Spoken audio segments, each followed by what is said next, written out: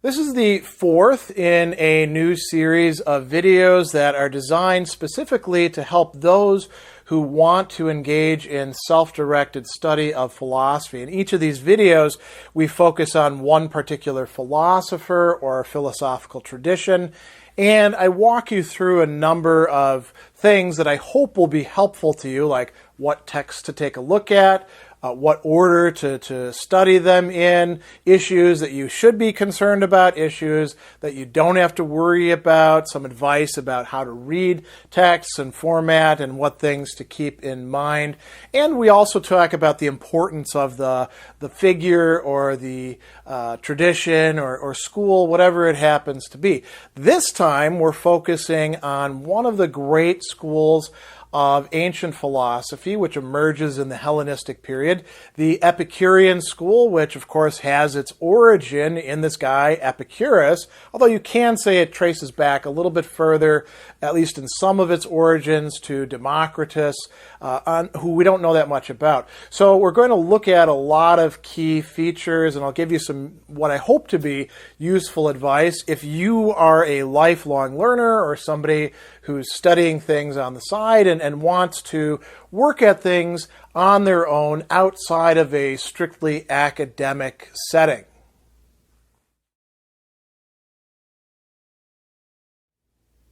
I always like to start by answering a very important question and a very legitimate question. Why should I bother studying the Epicureans in the first place? So they're long dead.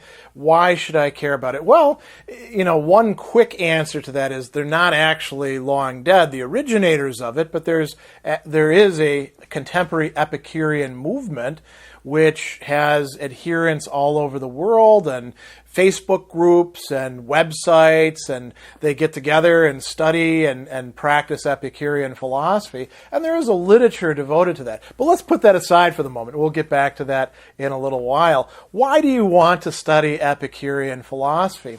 And one answer could be, well, I've heard that it's a really important early school, and so I want to sort of, make sure I don't fail to check off any of the boxes in the list of people who I ought to study. And that's perfectly legitimate. If you don't know anything about the Epicureans up to this point and you say, well, I know that they're important because I see them in chapters, that's great. Why are they in the chapters? Well, because they were, in fact, one of the more important schools in the ancient world. So, just on its own basis, if you want to know something about ancient philosophy, you can't skip over the Epicureans. There's another thing that you should keep in mind as well. So, although the Epicureans, their fortunes, wax and wane, and at some points in time they're practically either off the scene or at least invisible, keeping their heads down. They do have these recurrences throughout history, and they're taken seriously not just by ancient philosophers or really in the culture in general. Epicureanism had a major impact on Roman culture, for example. It's not just that. You also see them, as they pop up and reassert themselves, they're part of a cultural conversation.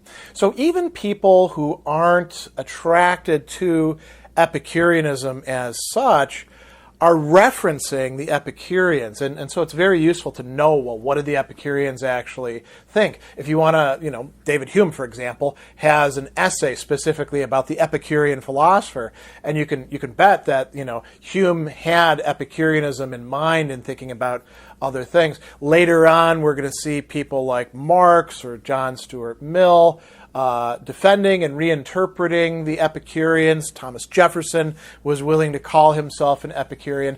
So we might want to think about, that sort of history of ideas area and the matter of influence. But when it comes to philosophical schools and thinkers, there's another really good reason why we ought to study them. And that's, more than just, well, they influenced a lot of people, or they're part of the culture that I have to know about if I want to say that I understand the history of ideas. Their ideas are interesting. That's part of why their texts became classics. So the Epicureans introduce us to a perspective that is thoroughly materialistic and hedonistic, which means that then they have to try to account for all sorts of other things that wouldn't seem to fit in that perspective. And you can decide whether they're more or less successful in doing that, but it's clear that they certainly made an effort to do that. And they're thinking out a way of living that would be based on a certain set of understandings about pleasure and pain, and what leads to pleasure, what helps to take away pain, what leads to pain as well that we should avoid. How to balance these off against each other, what requirements of justice are and how they fit in with that. And even the question about relationships and friendship. We also see that the Epicureans devoted a considerable amount of thought and study to all sorts of other topics like the emotions and its relationship to rationality, or what the good life is, things that the other philosophers are concerned with as well. So it's really worth spending some time learning what the Epicurean position is. The one other thing that I'll say is Epicureanism, like, say, Stoicism or certain understandings of Aristotelianism or Platonism or some other philosophies, is a philosophy of life. That means that it's something that we would look at not just as a set of doctrines, but we think about, well, what would it be like to actually live this way? Because that was one of the key impetuses for Epicureanism catching on, why people embraced it. So that's something to keep in mind as well. And if you're looking for a philosophy of life, which I think many people are as they're studying philosophy, I know I certainly have been at earlier stages in my own studies. That's part of what got me into philosophy in the first place.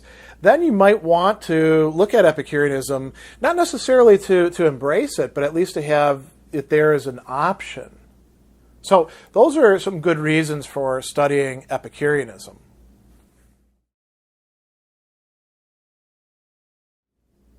The next set of questions that people typically want to ask me, and they're great questions, although you may not be super happy with the answers that I'm going to give, have to do with what texts and what translations, what editions you ought to get and start with.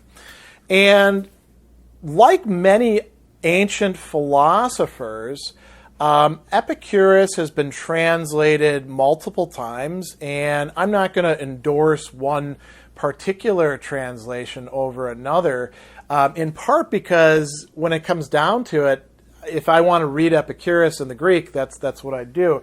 I actually simply go to my Diogenes Laertes, book 10, which is all about Epicurus, and to a certain extent the Epicurean school as well, and it's got the facing pages. But for you, whatever edition you can get your hands on is quite all right. There's a number of them out there. You should actually compare them against each other. There's online translations that you can get and not pay a cent for that. There's many other translations that you can get. When it comes to other authors in the Epicurean canon, then you might be a little bit more restrained. Like when we talk about Philodemus, for example. There's not many translations of his works because they're in the process of being translated, and I don't know whether alternate translations are going to be coming out because I don't run the project, right? But when it comes to, say, Lucretius, you have a lot of options as well. I wouldn't worry over much about getting the right translation or the right edition. Get something that you can sink your teeth into. You're going to be reading it and rereading it and going back over it if you're really spending time with the Epicurean tradition anyway. So that we can kind of put to the side. I do want to say a few things about the availability of Epicurean literature, though. And this will raise some questions later on that we'll address as well. But I just want to sort of set it out right now. So I mentioned Diogenes Laertes. Diogenes Laertes was a intellectual biographer. That is, he wrote a set of books that he called the Lives and Opinions of the Philosophers. And in it, he's telling us, what the philosophers did, where they came from, their biography, some of their bon mots or funny sayings, you could call them, and a lot about their doctrines. In the case of Epicurus, we really owe a massive debt to Diogenes. Why? Well, because there are so few works by Epicurus, who is supposed to have been one of the most prolific authors of antiquity. There are so few works of his that have actually survived. And we may, in fact, be able to find them sometime, tucked away somewhere, and that would be great. But for the time being, all we've really got are what Diogenes preserved in this part of his work. Now, what Diogenes did, because he liked Epicurus, he thought he was so cool, he actually wrote down verbatim what Epicurus had to say about a few things. So there's what we call the principal doctrines. There's a couple different, sovereign maxims is another way of translating it. Basically, it's sort of a list of Epicurean sayings that come from Epicurus, and then 3 letters. We also have his will in there, and some other discussion as well. But that's pretty much it. And that was it until they discovered another alternate set of maxims or doctrines called the Vatican sayings. They found it in the Vatican, not because it was being hid away, but just because they don't actually know what's in their library a lot of the time. And, some of it's line for line the same thing as the principal doctrines. That's what we have, and it's rather fragmentary. We also have, some other literature as well, which I'm going to talk about in just a bit, but we want to keep that in mind. Now, that's not totally unusual for ancient literature. We don't possess most of what the Stoics wrote. We don't actually possess a lot of what Aristotle wrote. We know, from Diogenes Laertes and his list of books, what we've got and what we don't have. There are some schools that we possess nothing of. So we're kind of lucky that we have what we do. I do want to say one other thing as well.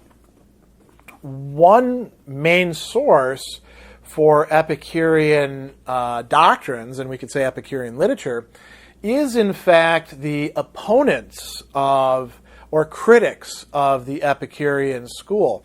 So, Cicero is a major figure in that. Plutarch, who you may know from his biographies, but Plutarch was also a moral philosopher of the Middle Platonist school.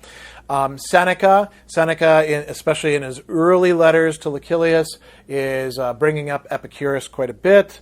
Lucian, the comedian, the satirist of Samosata, he tells us quite a bit about the Epicureans here and there.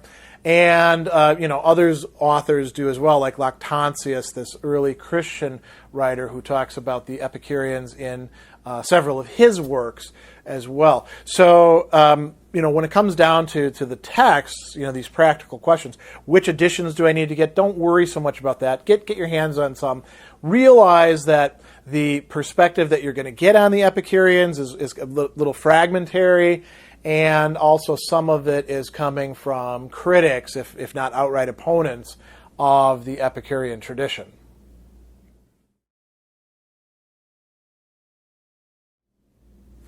So how should you start? What are the works that you should begin with?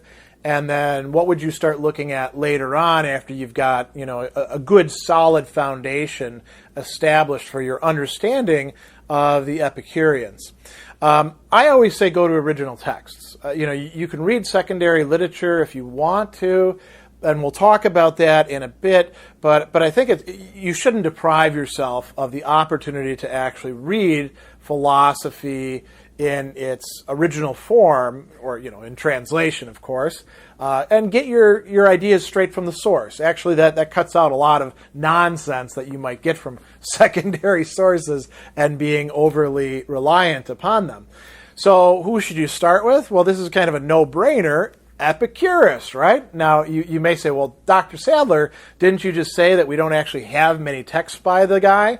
I did indeed, but those are the ones that you should start with. So you want to get yourself, there's basically two kinds of literature coming from Epicurus himself, right?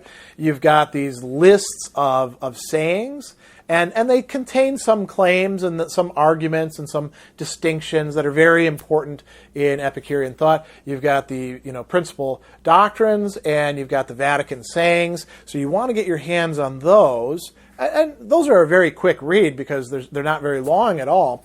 And then there's 3 letters that you would want to get as well. The one that's probably viewed as most important is the letter to Menocius.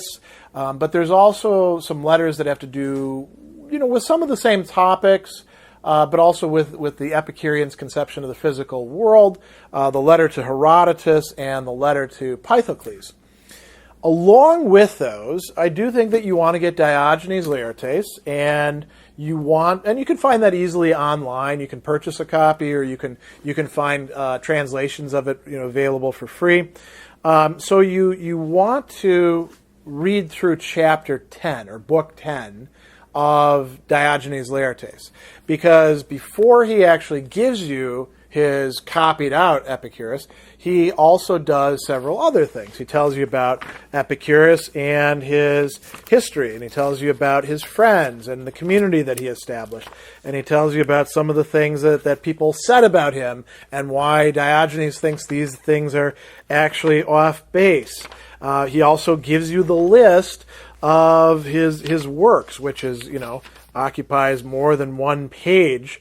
And then he tells you a bit about the doctrines of the Epicureans and a bit about what happened after Epicurus shuffled off the mortal coil and who took over. So you want to read Diogenes Laertes as well. Another key work that you're definitely going to want is Lucretius. This one's translated On the Nature of the Universe. It's often translated On the Nature of Things, De Rerum Natura. Lucretius was an Epicurean poet, but he's doing a lot of philosophy, really hardcore philosophy, in this poetic work, and he's giving you Epicurean doctrines. He's also giving you a different take on Epicurus, where Epicurus is this sort of savior figure helping to free mankind of its silly superstitions and fears, and he's responding to some of the critics. Interestingly, a lot of people think that Cicero probably helped edit that work. So Lucretius is another one.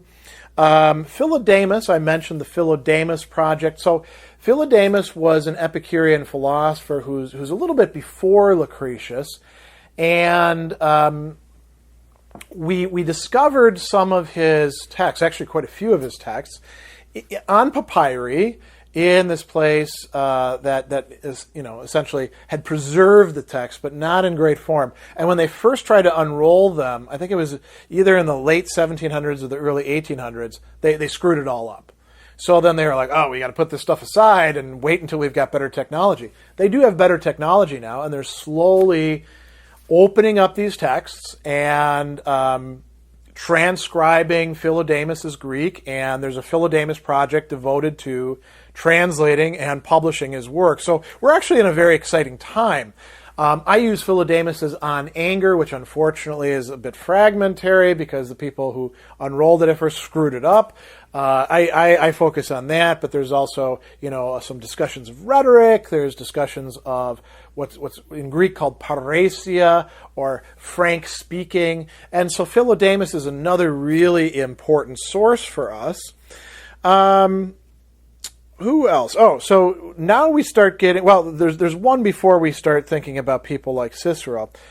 There's a philosopher who inscribed a whole bunch of Epicurean literature, and including letters that he wrote, on a wall. His name is Diogenes of Oinanda. And he created this inscription. Unfortunately, the inscription, which you can find translations of online, is very partial. So it's quite fragmentary. It would be really cool if we actually had the original copy of it, but we don't. But it adds a little bit to the picture. If you want something that actually does present the Epicurean position on some things, you might actually go to Cicero. Because Cicero, although he's hostile to the Epicureans, he does present their positions in a more or less faithful way in the parts where he's presenting it, and then he'll attack it after that. So, if you want to know about the Epicurean theology, you go to On the Nature of the Gods and look at Book 1. If you want to know about the Epicurean views on morality and the virtues and happiness and pleasure, go to On Moral Ends or On the Ends, Book 1, and you'll see him presenting it through the mouthpiece of Torquatus, who was an Epicurean. There's also some interesting discussions in On Fate, which is a fragmentary text, but talks about the Epicurean view on freedom. And then one other thinker who I think I could recommend, but now we're getting into sort of more advanced work, would be the early modern philosopher Pierre Gassendi, who, by the way, was a Catholic priest and an Epicurean. So he's got an interesting project, a lot of reconciliation going on. Gassendi was not, if you remember his name, it's probably because you're thinking of gases and stuff like that. He did do work in physical science. He was also a philosopher, and he was one of the people who wrote one of the set of objections to Descartes' meditations. Descartes didn't actually like what he had to say, and he does so from an Epicurean perspective. So Gassendi can be worth checking out, and there's two works in particular. I'm not even sure if they're actually translated. One is his Anima Adversionias, and then the De Vita et Moribus Epicurus, Libri Acto. There is translated a Concerning Happiness short piece that you can find on one of the Epicurean websites. But Gassendi is an interesting guy. And what he shows us is the adaptability of the Epicurean doctrine. So, where would you start?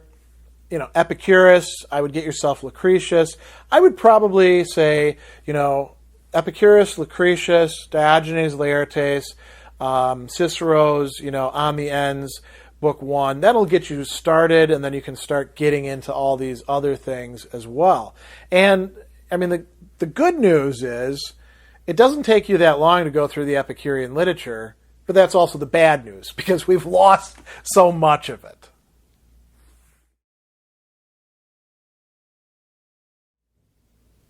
There's a few things that I would say are worth keeping in mind as you're approaching these texts that have to do with their genre, and also, in this case, with their completeness. So, one thing right off the bat that has to do with the completeness is when you're reading this stuff, don't expect to find like a full system. So, you've got what we've got, and you have to take what we have and extrapolate from that. You have to do a bit of thinking things through. If we had Epicurus's book on nature, maybe we wouldn't have to do quite so much interpretive work, but we don't have it. So until we do finally find a copy of it somewhere and then translate it, that's the situation that we're in. With each type of work, you want to keep in mind what its actual genre is. So Lucretius is writing a philosophical treatise, but it's also poetry. And it's intended to do both things.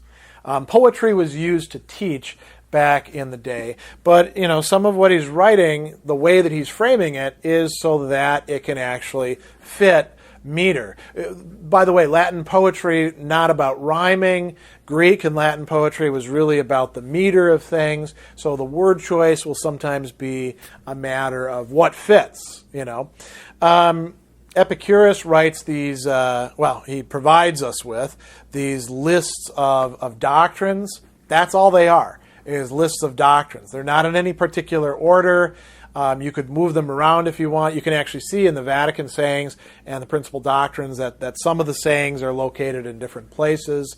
Letters are written to particular people, but you could think of them as sort of an open letter intended for teaching purposes, providing the doctrines.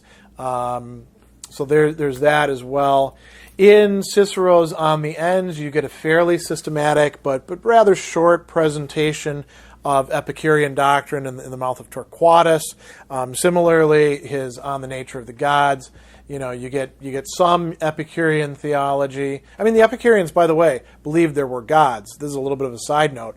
They just thought that the gods didn't care about us. The gods were blessed precisely because they don't bother with human beings, right? They don't get involved in that. There's no providence or anything like that. And Epicurus was particularly concerned with making sure that people understood that the gods are not out to get you, in part because the gods don't care. They're blessed. They don't get angry. They don't get envious. They don't get all these things that Homer or the other Greeks were saying that they did.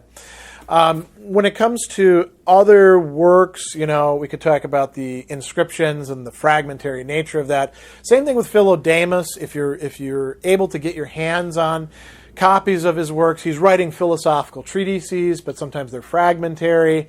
So with the Epicurean tradition, perhaps more than others, we have to do a lot of filling in the blanks. And people do that in different ways, and there's more than one legitimate way to do that. So you don't have to worry about getting that right. Just worry about, trying to understand the text that you're reading. The last thing that I do want to say about this issue of genre and style and the fragmentary nature is, as I mentioned before, Epicureanism is a philosophy of life. People embrace this not just because they were like, oh, it's a cool new form of philosophy, purely theoretical. No, there was another important aspect to it. It helped inform the way that they ought to live. And for the Epicureans, that meant generally sort of withdrawing from society and most relationships other than very close relationships. Living together in something almost like a commune, but you could also do it on your own, and trying to arrange your life so you enjoyed as many pleasures that wouldn't get you into trouble and get pain. So Epicurus himself is not big on sex, for example, or drinking. As many pleasures as you could have, and a life as free from trouble and pain and fear and sorrow as possible. And they viewed that as the good life. And they didn't just sort of set that up as their ideal and then immediately get to it. There's a dialectic, a back and forth between reading and thinking and applying it, and then learning some lessons from it, and then rethinking what you've got there. So keep that in mind as you are trying to make sense out of this philosophy. I'm not saying that you have to practice it, which you don't. But you should imaginatively put yourself in the position of a person who might be practicing it and think about what that sort of life would entail, and it'll help you understand the philosophy better.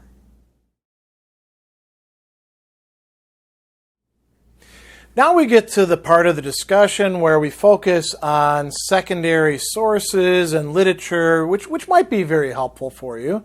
So, when we think about that, there's a couple different kinds of literature that we want to have in mind. So one thing that you might think of right off the bat are histories of philosophy. And I've got Cobbleston, who generally won't steer you too wrong. Usually he's on point. And he gives you some nice, little bits and pieces, some passages of the philosopher. Cobbleston actually developed these so that he could teach his own students. And unfortunately, in this book on ancient Greek and Roman philosophy, you can see how little space he devotes to Epicureanism. Much of what you're getting here is actually what you could find in Diogenes Laertes. And I would suggest, again, you really do want to read Diogenes Laertes, because that's where a lot of the stuff is coming from. It's kind of similar in many other histories of philosophy, precisely because we don't have that much to work on. You're going to find this stuff on Epicureanism is going to be rather short. Now, you might also look at, say, contemporary works, more popular works that discuss Epicurean philosophy and the Epicurean school and things like that. And I do have one really good recommendation for you, and I've got a recommendation, you could say, against as well. So let's start with that. A book came out fairly recently by Greenblatt called The Swerve. And it was referencing, Lucretius, and it's about, how the Renaissance came out of the Middle Ages. And as far as like history of ideas go, a lot of people have pointed this out. It's actually pretty bad. You see the sort of revival of this, it was all Dark Ages, and then there was the beautiful Renaissance coming after that, and these monks, were trying to control everything. And most of that's nonsense. I mean, all you got to do is read some medieval literature to figure that out, right? So I wouldn't go to the Swerve to learn about Epicureanism. I do have a book, however, which I'll actually be reviewing in the near future. I've had my hands on it for quite a while. The author sent it to me very graciously, and it's quite good. And there's some parts of it where there's some things you might say, he goes a little bit too far at this.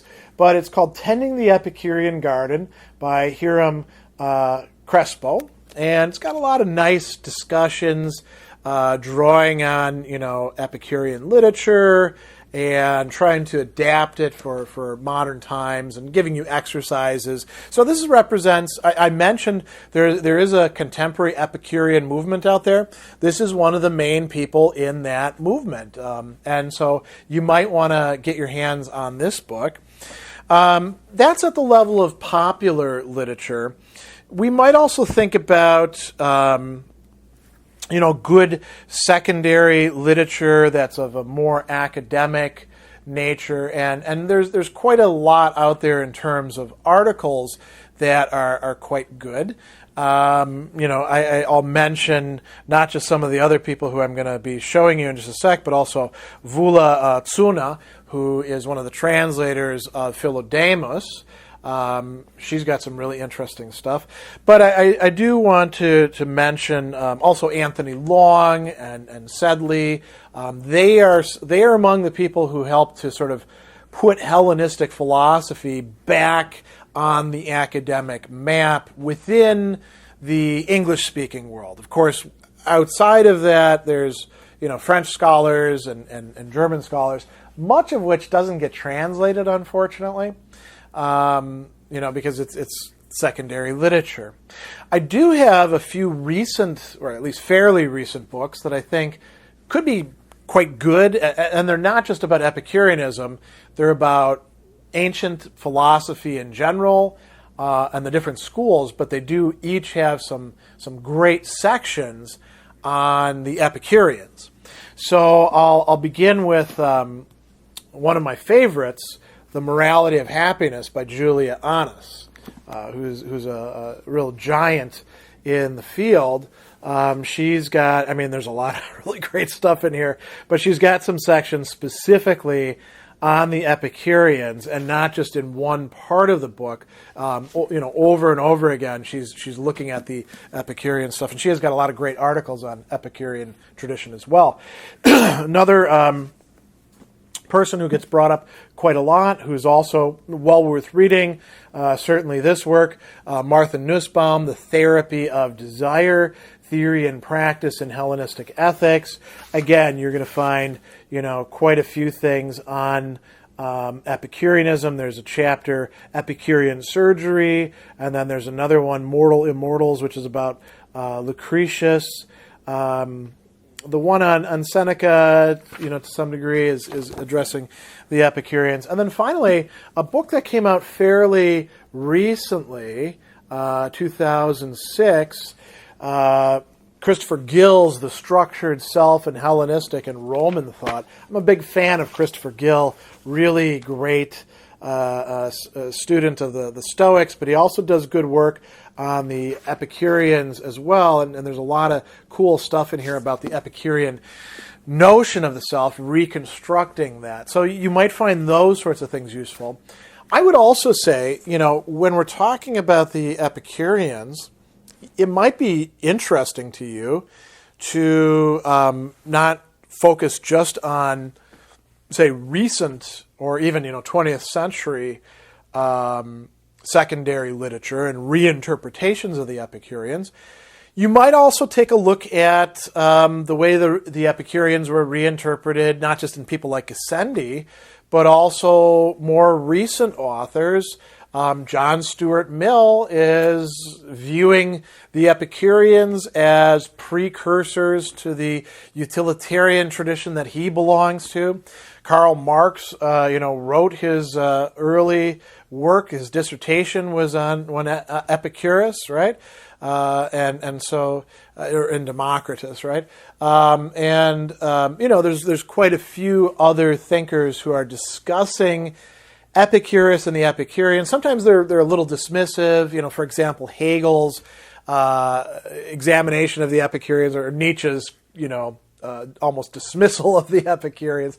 But occasionally you'll find some thinkers, like I mentioned, David Hume has a very interesting essay on the Epicurean that you could check out as well. So you might find that stuff giving you interesting points of view that you can consider. And it'll also help to sort of connect the constellation in the history of ideas. So you'll see the effect that the Epicurean literature has had throughout the long history of philosophy and its connection to other disciplines.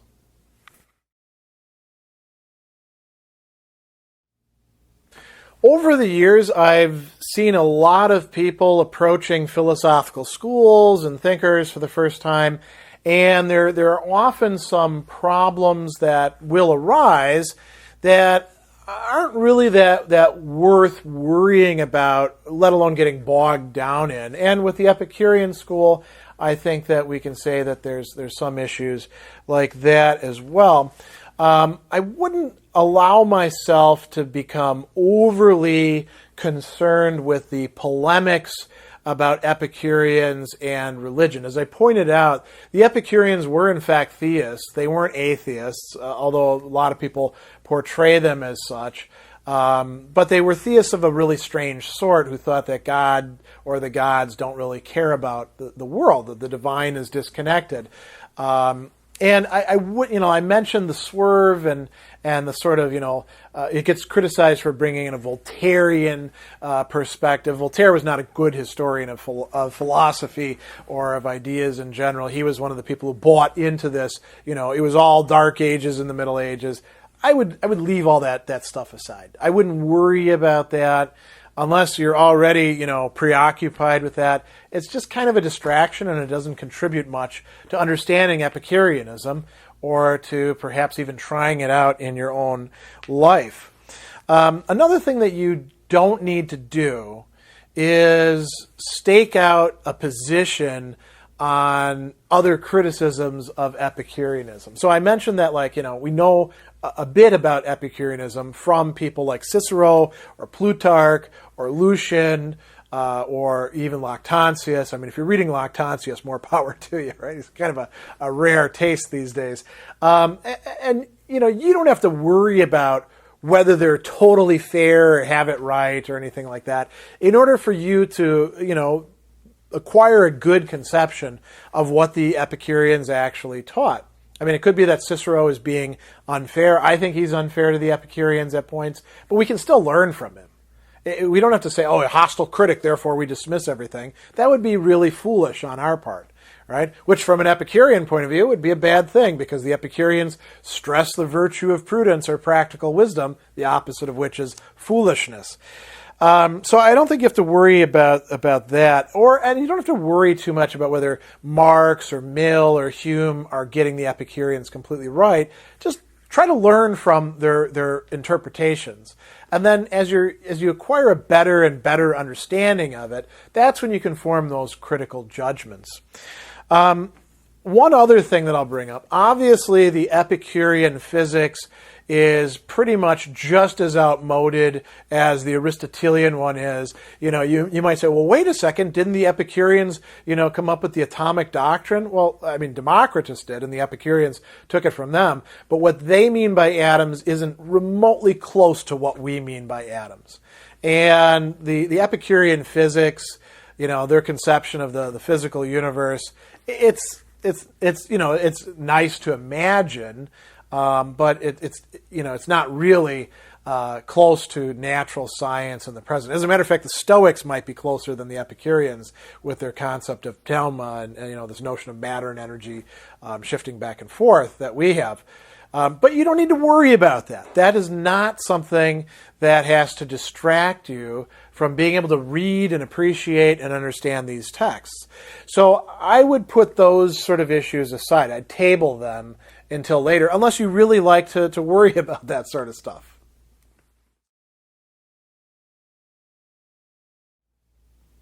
So I do have a few final thoughts about the Epicurean school and Epicurus and, your own task of self-directed study. First off, I want to say, if you are going to study Epicurus, that's really great, and continue it on, and it'll help fill in the picture for you in so many important ways. And you don't have to actually agree with him any more than you have to agree with Plato or the Stoics or Cicero or any other thinker in order to have a good, solid appreciation of what it is that they're saying and understand how they fit in. So that's an important thing.